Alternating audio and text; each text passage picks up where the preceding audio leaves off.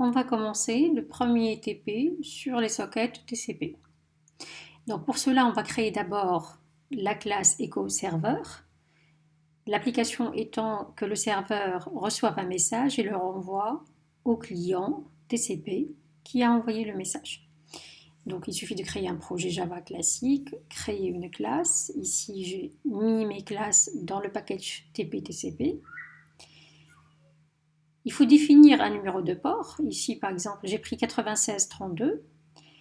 Côté serveur, on utilise la classe ServerSocket pour créer une socket sur ce port-là. Ensuite, on a une boucle infinie qui permet d'attendre les connexions des sockets clientes. Ici, la méthode accept est bloquante, c'est-à-dire le serveur va attendre qu'il y ait une demande de connexion du côté client. Et alors, on a à la main pour afficher l'adresse du client. Ensuite, on va créer deux variables in et out. La variable in va permettre de lire sur la socket.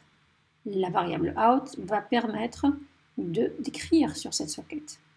On va utiliser des techniques de streaming en Java, c'est-à-dire à partir du input stream sur la socket, on va encapsuler l'information dans input stream reader pour pouvoir lire à partir de la socket, et ensuite on met ça dans des buffers grâce à bufferedReader. Dans l'autre sens, le getOutputStream permet de lire bit par bit les données qui viennent sur la socket, d'écrire, excusez-moi, et donc printStream permet de faire une encapsulation pour pouvoir utiliser des méthodes avancées telles que println.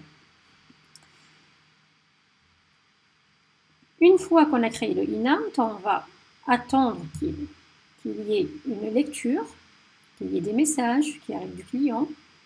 Ici, on affiche le message reçu dès qu'il arrive et on renvoie strictement le même message grâce à out vers le client.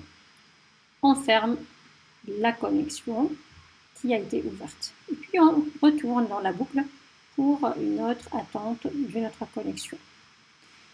Le côté client, c'est important de noter qu'on a le même numéro de port, puisqu'on va s'adresser à notre serveur qu'on vient de développer. InetAddress permet de récupérer l'objet serveur à partir de la machine locale, parce que notre serveur tourne sur notre machine.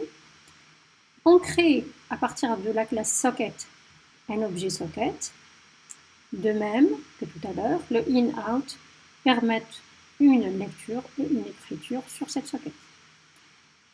Donc ici, on va écrire directement un message quelconque, par exemple le message envoyé par le client. Et on va s'être bloqué grâce au readline pour attendre la réponse du serveur grâce donc à readline qui est bloquante. Une fois qu'on a reçu un retour du serveur, on va l'afficher. Donc l'exécution démarre avec le serveur. On exécute le serveur qui est lancé. Il est maintenant bloqué dans le accept. Et on lance après le client. Donc ce qui s'est passé, c'est que le client, il a envoyé au serveur. Vous voyez ici, l'onglet ici permet d'afficher la partie serveur. Message reçu par le serveur, c'est le message envoyé par le client. Et cette fenêtre nous donne le retour.